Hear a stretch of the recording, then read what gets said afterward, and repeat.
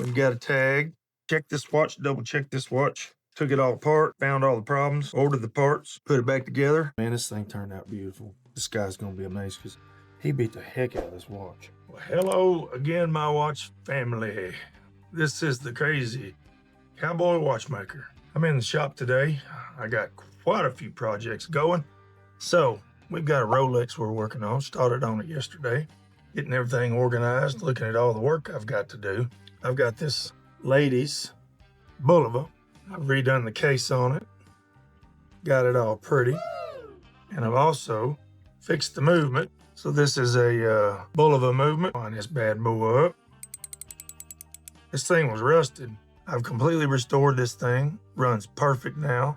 It's an older watch. The dial's got a little discoloration and age to it, but people like that.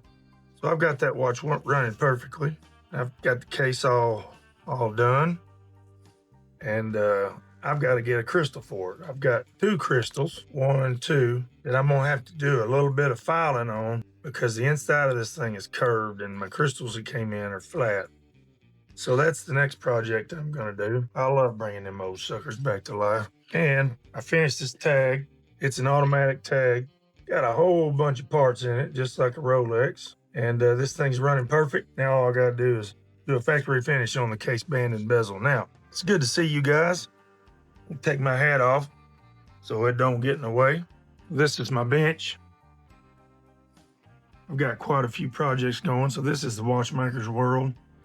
Got my timer over there. Got plenty of lights for my camera. Got my truing tools there, my balancing tools there, my staking set here. And we are fixing to watch me use my staking set. Pocket watches I got to work on. So I've got plenty of work. I got this Accutron in, man. I tell you what, Accutrons are rare. This is a tuning fork movement.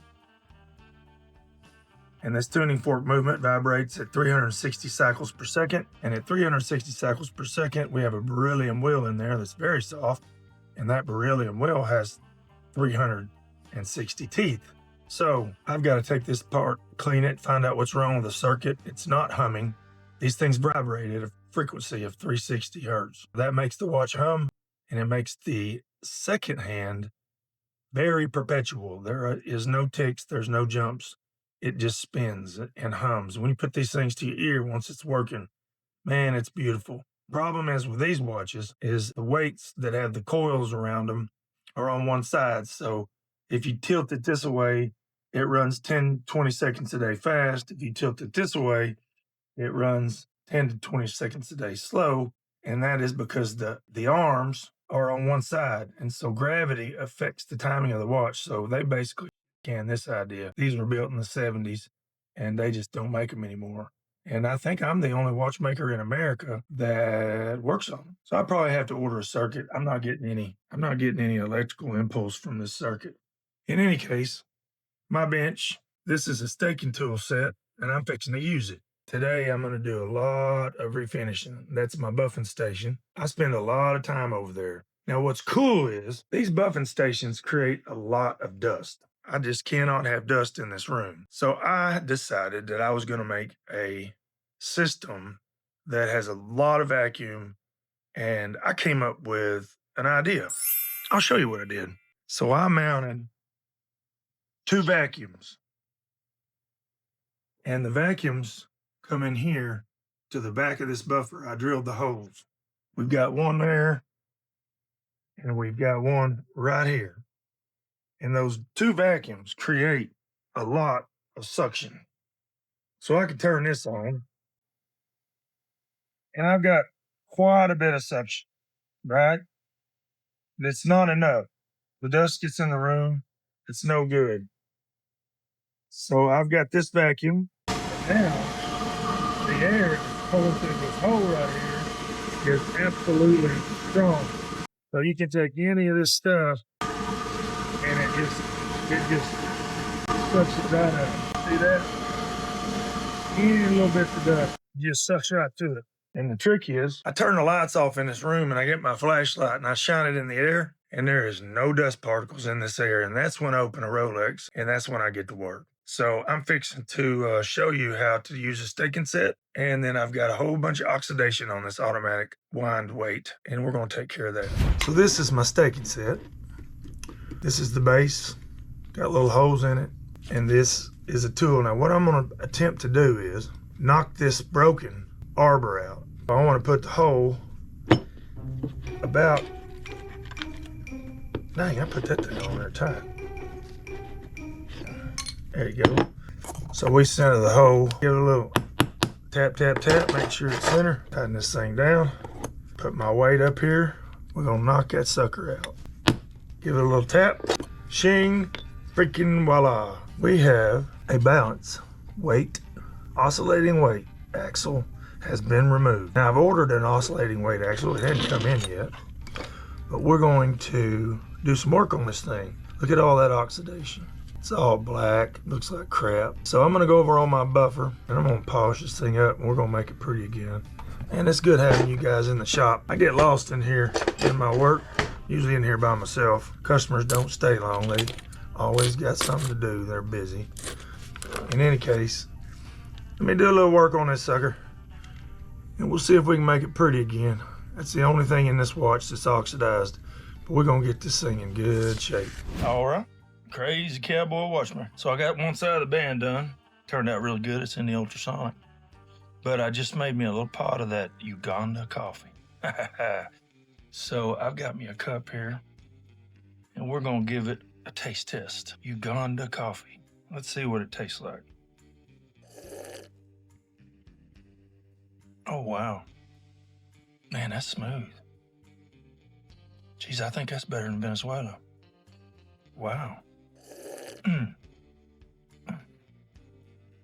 Man alive, that is freaking fantastic. Tell you what, I am a fan of Uganda coffee. I got 2 beans. Next month, they'll send me something from somewhere else. But that is out of this world fantastically good. It's so smooth. Wow. Local growers. Organic coffee. Man. All right. So I'm changing gloves now. I got 5 more pairs in the truck, brand new. I go through gloves quite often. I clean my hands. I think I got most of the crap off. I gotta take a toothbrush and just scrub. Here we go, baby. And go to work.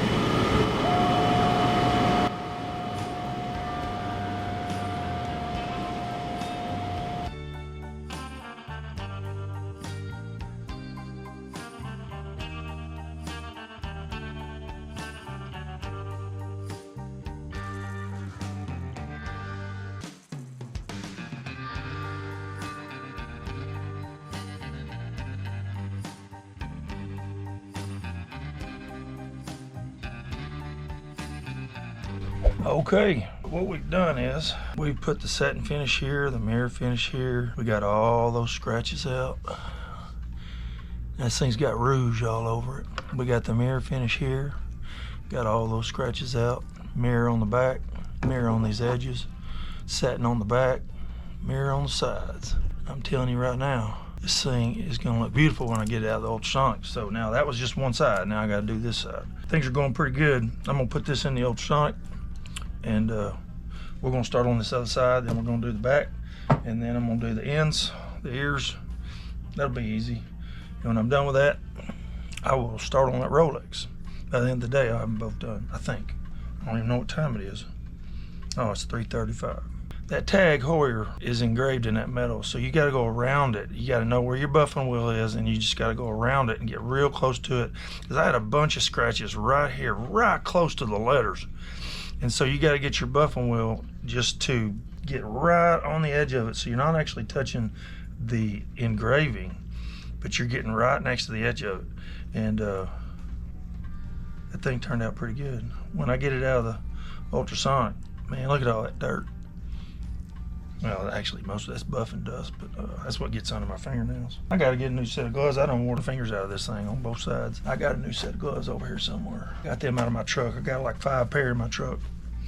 Cowboys always gotta have gloves and flashlights. Crazy cowboy watchmaker coming at you. I finished the tag, put the band on it, got some new pins. We've timed Miss Puppy out and she is running perfect. I'm gonna put my gloves on so I can handle this.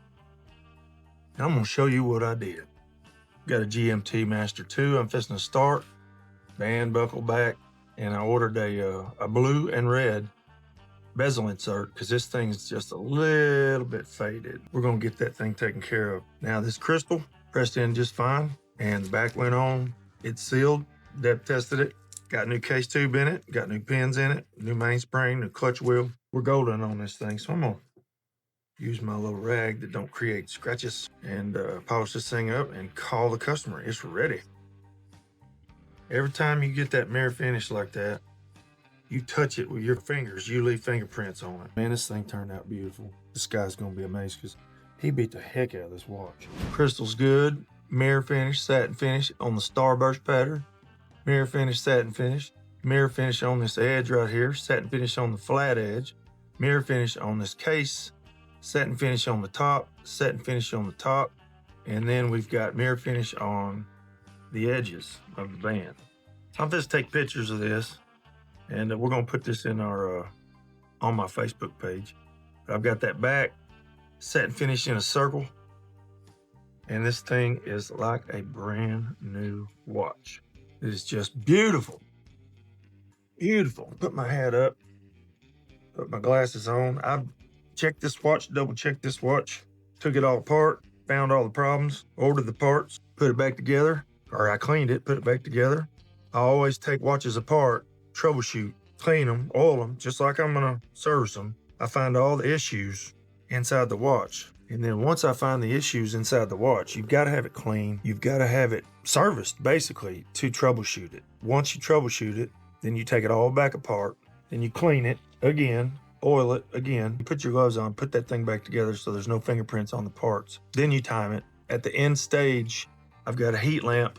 I heat the inside of the watch up, and there's moisture in the air. You put a glass of ice water down on the table, and it just starts drawing moisture out of the air. So there is moisture in the air. We don't want that moisture in that watch when I seal it. So I'll heat the inside of the watch up, drive all that moisture out, and it's hot, and that moisture will go, and then I'll put that back on with the silicone on the gasket, and shing, voila, ready to call the customer and come pick this puppy up. I'm gonna start on this GMT here in just a minute. But anyway, this thing was a long, drawn-out process because of all the factory finishing I had to do on this bezel. That's a tough deal, man, I tell you. But we got all the dents out of the side, completely mirror, all the mirror on the back, right on the ears, satin on the band. Man, this thing is just like brand new. What a job that was. In any case, she is done. I'm so excited to see his reaction. Anyway, man, I tell you what, thanks for being with me, having y'all in the shop with me, kicking around, fixing watches, just being able to visit with you guys. I tell you what, it brings joy to my heart. I've watched a bunch of watch repair, and they're quiet. They've practiced. They got it all right. They turn the camera, they video just the little thing. It's no talking. Man, that's not what I'm about. I want to bring you guys into my shop and experience my day. It's cool in here. I laid off the coffee. Tell you what, that coffee is strong, strong, strong. It'll kick your butt. So now I'm drinking water. See you in a bit.